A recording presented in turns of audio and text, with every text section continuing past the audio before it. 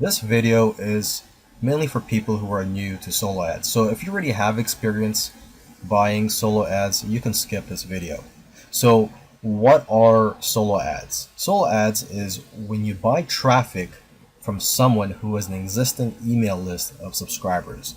You pay them to send an email to the list promoting your product, which is most of the time it's going to be a free product that you're offering on a squeeze page, because 99% of people who buy solo ads use it for list building purposes, so they give away free items.